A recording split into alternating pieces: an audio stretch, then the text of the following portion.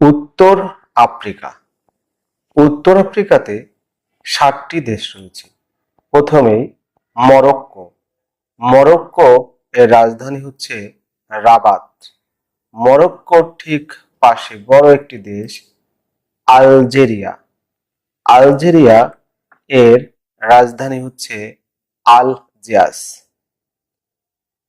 আলজেরিয়ার পাশে ছোট্ট করে তিউনিসিয়া। তিউনিসিয়া এর রাজধানী হচ্ছে তিউনিস। তারপরে রয়েছে লিবিয়া। লিবিয়ার রাজধানী ত্রিপলি। তারপরে ইজিপ্ট বা মিশর।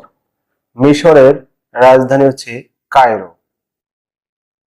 মিশরের ঠিক নিচেই সুদান। সুদানের রাজধানী হচ্ছে খার্তুম। সুদানের ঠিক নিচেই এটা হচ্ছে দক্ষিণ সুদান, এর রাজধানী হচ্ছে জোবা।